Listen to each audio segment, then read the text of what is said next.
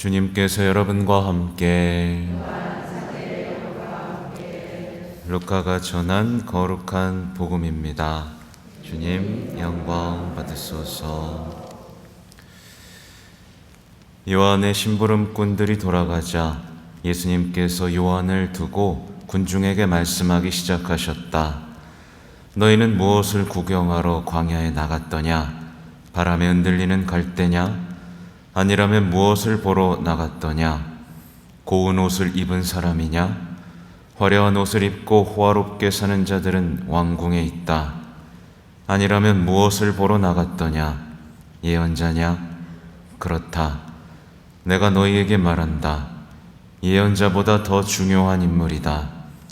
그는 성경에 이렇게 기록되어 있는 사람이다.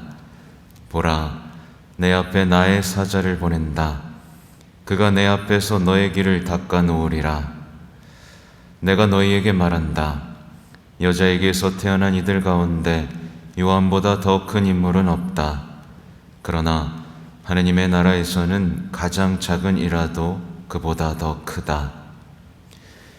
요한의 설교를 듣고 그의 세례를 받은 백성은 세리들까지 포함하여 모두 하느님께서 의로우시다는 사실을 받아들였다. 그러나 요한에게서 세례를 받지 않은 바리사이들과 율법 교사들은 자기들을 위한 하느님의 뜻을 물리쳤다. 주님의 말씀입니다.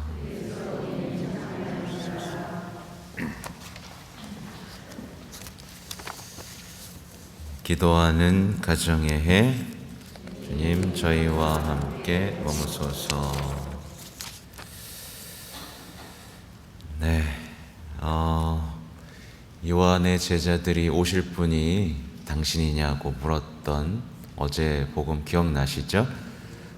그리고 오늘 그 심부름꾼들이 돌아가자 이제 요한에 대한 말씀을 이제 예수님께서 하시는 장면입니다. 요한을 보러 이제 광야에 갔던 얘기를 이제 펼쳐놓고 계신데요. 말하자면 우리는 예수님을 만나기 위해서는, 그렇죠? 광야로 나가야 된다는 걸 우리가 기억해야 됩니다. 마치 이스라엘 백성이 약속의 땅에 가기 위해서 광야를 거쳤던 것처럼 말이죠. 그래서 그 광야에서 충분한 회개를 거쳐서 이제 약속의 땅으로 들어가야만 했잖아요. 그렇죠? 근데 신앙의 길은 단순하게 딱 이렇게 두 가지로 나갑니다. 그래서 홍해를 건너서 광야에 갔는데 광야가 싫은 거예요. 불평하는 신앙이 시작되는 거죠. 그럼 어떻게 해요? 다시 돌아가고 싶습니다. 다시 이집트로, 이 멸망의 길로 가는 거죠. 세례 이전의 삶으로 돌아가고 싶다. 아니면 충분히 인내하면서 어디로 가요? 예수님 만나러 가는 겁니다. 그죠? 근데 만나러 힘차게 가는 사람이 있는가 하면 그냥 여기 주저앉아 있습니다. 뭐야, 힘들어 죽겠네. 그리고 어떤 사람은 힘차게 돌아갑니다. 이집트 땅으로. 이게 우리 신앙인의 삶을 볼 수 있어요. 아무튼 우리는 조금 신약에 맞춰 봤을 때 광야에 가서 세례자 요한을 만나고 회개를 한 다음 그 길을 만들어서 주님을 만나는 겁니다. 굉장히 간단하죠, 그죠? 근데 광야에 나가서 이제 우리 신앙의 여정이 광야잖아요, 그죠? 광야에 나와서 세례자 요한을 안 만나고 뭐라고 그래요? 여기서 보면 바람에 흔들리는 갈대냐? 라고 그러시죠. 바람에 흔들리는 갈대 하면 생각나는 게 뭐예요? 네, 갈대바다 생각나죠, 그죠? 홍해를 어떻게 건너왔는데 다시 갈대바다를 건너서 돌아가고 싶은 마음이 드는 겁니다. 아까 제가 설명드린 대로. 그래서 이집트에서 노예살이 했던 그때로 돌아가고 싶었던, 그땐 고기도 먹었잖아 막 이러면서 돌아가고 싶은 그 마음. 결국 정말 큰 죄를 저지르게 돼요. 아, 내가 뭐하러 세례받았지? 내가 괜히 세례받고 이렇게 불편하잖아. 아, 괜히 하느님의 자녀 됐어.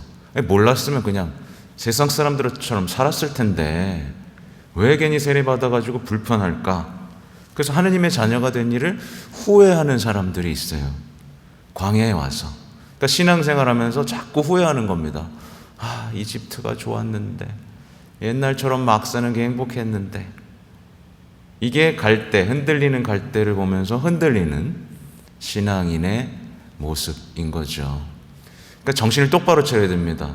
갈대를 보는 순간 우리는 돌아가고 싶은 거예요. 옛삶으로. 그렇죠? 그리고 또 세례자 요한이 아니라 세례자 요한을 딱 봤는데 어때요? 메뚜기 먹고 들꿀 먹고, 그렇죠? 옷은 허름하고 하니까 아우 지저분해 이러면서 뭔가 좀 깨끗하고 호화롭고 아름다운 옷을 입은 사람을 찾는다면 그게 어떻게 되는 거죠? 비슷한 겁니다. 똑같이 이집트인들의 화려한 삶, 우상 숭배하면서 살았던 그 호화로운 삶을 부러워하는 거예요. 똑같은 거죠. 그러니까 그리스도인의 삶의 방식에서 자유와 행복을 느껴야 되잖아요. 기쁨도 느끼고 즐거움도 느끼고, 그죠? 근데 이집트인의 삶의 방식에서 그게 더 기쁜 거예요. 우상 숭배하고 막 태양신 섬기고, 그죠? 이런 것에서 기쁨과 즐거움을 찾는 신앙, 세상의 삶의 방식에 아직도 그 매력을 느끼면서 그것을 쫓는 신앙, 이게 화려한 왕궁, 그렇죠? 보면 또 그렇게 되면 어떻게 되냐면, 사실 세례자 요한은 광야에 있었지만 헤로데, 그렇죠? 화려한 왕궁이 있었죠. 그러니까 이집트인의 삶을 그리워하는 사람은 헤로데와 친구가 되는 겁니다. 세상 사람들하고 친구가 되고 싶은 거예요. 돈 많은 사람하고 친구가 되고 싶고, 그죠? 떵떵거리는 사람하고 친구가 되고 싶은 겁니다. 우리 마음속에 그런 게 있어요.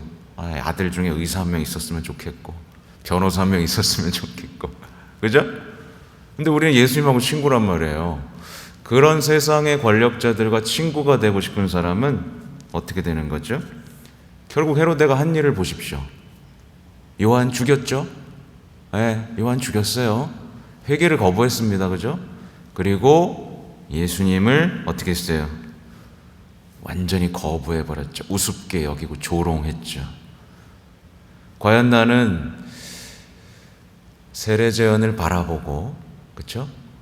그런 사람들과 친구가 되고 싶은지, 아니면 세상에 떵떵거리는 사람들하고 친구가 되고 싶은지 결정하셔야 됩니다. 네. 어디로 가실 거예요? 네. 이집트로 돌아가실 겁니까? 네. 그죠? 예수님 만나기 위한 삶으로 직진 하셔야 되는 거예요. 그래서 여자에게서 태어난 이들 가운데 요한보다 더 큰 인물은 없다. 그러나 하나님 나라에서 가장 작은 이라도 그보다 더 크다. 이건 제가 한번 강론 때 말씀을 드렸어요. 아무튼 오늘 복음에 나오는 내용은 말라기서에 나오는 내용이고, 정말 예언자 중에서도 가장 중요하게 예수님을 이렇게 손가락 딱 가르쳤던 예언자 요한입니다.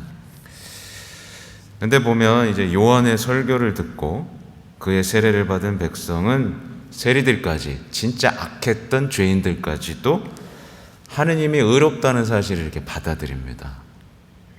그렇죠? 근데 요한의 세례를 거부한 사람이 있었어요. 그 사람들은 어떻게 됐죠? 자기들을 위한 하느님의 뜻을 물리쳤다. 이게 진짜 무서운 얘기입니다. 자기들을 위한 하느님의 뜻을 물리쳤습니다.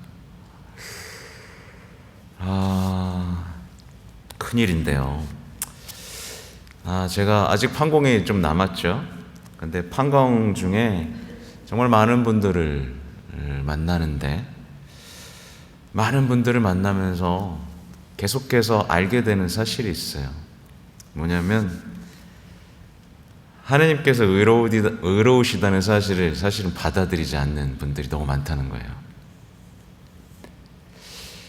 하나님께서 의로우시다는 사실, 말하자면 좀 쉽게 말하면 하나님께서 인간을 사랑하신다는 거, 그리고 자신이 사랑받을 만한 존재고 이미 사랑받고 있다는 사실을 받아들이지 않는 거예요. 그래가지고 계속 헤매는 겁니다. 그래서 어제 저를 붙잡고 왜 이렇게들 안 놔주시는지. 예, 안 놔줍니다. 예, 오늘 적당히 하셔야 되겠는데요. 그러면 안 돼요. 그러면서 안 놔주시고 힘들었던 얘기들을 다 하시고 그러셨어요. 대부분 크나큰 고통, 해결되지 않는 문제들 속에서 고군분투하고 계신 분들이라고 봐요. 많은 분들이 그런 것 같아서 그냥 공개적으로도 얘기를 좀 드리고 싶어요. 저는 그런 묵상도 합니다. 나중에 얼마나 좋은 선물을 주시려고 이렇게 날 고생시키나. 그죠? 이런 생각하면 어떠셔요? 좀 낫죠? 네. 얼마나 좋은 걸 주시려고 이토록 내가 충실한 이 종에게 이렇게 힘든 일을 주실까? 그러면서 우리가 낙심하지 않고 믿고 희망하면서 사랑하는 것을 멈추지 않는다면 우리는 세상에 없는 평화와 위로를 얻게 될 겁니다. 맞습니까? 그죠? 그거예요. 그래서 복음 속 나오는 행복하여라 라는 이 복음의 주인공이 될 수 있는 절호의 찬스가 우리 앞에 놓여 있다는 거예요. 그렇죠? 그렇게 행복하여라 라는 것의 주인공이 되면 어떻게 될까요? 저를 붙잡고 싶어질까요? 부탁을 드려요. 저를 붙잡고 싶어 하니 좀 이상하네. 갑자기 우상된 것 같고. 그게 아니라 어떤 신부에게 자신의 어려움을 토로하면서 하느님의 뜻을 알고자 하는 그 절절한 마음처럼 예수님을 붙잡고 놔주지 마세요. 야곱처럼 씨름하십시오. 그죠? 엉덩이 차시겠지만 결국 축복을 주신다는 겁니다. 그러니까 사제를 붙잡고 싶고 누군가에게 붙잡고 내 얘기를 하고 싶은 그 절절함으로 하나님을 붙잡고 놓지 마세요. 그러면 우리들은 모두 하나님에게 응답을 받고 하나님의 뜻이 무엇인지를 알게 되고 하나님의 뜻을 받아들이고 거듭나는, 성장하는 신앙인이 되겠죠. 아무튼 다시 복음으로 돌아가면 하나님께서 의로우시다는 사실, 하나님은 사랑이시고 나를 사랑하신다는 사실을 받아들일 때 이게 회심이에요. 회심. 근데 불행히도 우리 대한민국의 역사가 보면 부모님들이 너무 완고하시고 그죠? 힘들게 하시고 하셔서 그 사랑받았던 기억이 너무 없다 보니까 어떻게 보면 주님이 사랑이시라는 것도 못 받아들이고 젊은 세대들은 또 부모님들에게 아쉬운 게 너무 많다 보니까 또 못 받아들이고 그죠? 아무튼 근데 하나님이 의로우시다는 것을 받아들여야만 우리는 하나님의 뜻을 이해하는 사람이 될 수 있어요. 이게 안 되면 기도하고 좋은 거 다 받아놓고 나서도 하나님의 뜻을 물리치는 사람이 됩니다. 그리고 맨날 몰라요. 나 모르겠어. 하나님의 뜻이 도대체 뭐예요? 하나님 저한테 원하시는 게 도대체 뭐예요? 라고 모르겠다라고 하는 신앙이 시작되는 거죠. 결국 어떻게 되는 거죠? 바리사이 율법학자들의 신앙이 답습되는 거예요. 바리사이들하고 율법학자들 나름대로 열심히 했어요. 그렇죠? 열심히 했는데 예수님이 딱 나타나니까 어때요? 느낌이? 내 뜻을 방해하러 오셨어. 그렇죠? 내 뜻을 방해하러 왔고 내가 하나님한테 기도한 건 하나도 이루어지지 않는 것처럼 느꼈잖아요. 그죠? 그렇죠?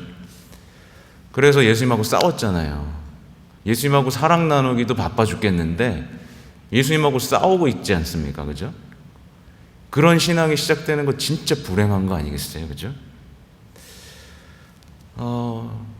눈앞에서 바로 예수님을 보면서도 막 싸우고 눈물 흘리고 힘들어하는 이 신앙이 이 시대에 반복되고 있다는 건 정말 불행입니다. 예수님께서 복음에서 다 말씀하셨는데. 그래서 우리가 아직 남아있잖아요. 이 남아있는 기간 동안 우리가 해야 될 일 중에 하나는 내가 혹시 이 율법학자 바리사이들의 그 불행하고 우울한 신앙을 내가 살아내고 있진 않나? 세리들도 다 회개해서 예수님 만나고 행복해졌는데 왜 나만 행복해지지 않는 거지? 라고 볼 때 잘 생각해 보십시오. 율법학자 바리사이들의 신앙은 정말 우울합니다.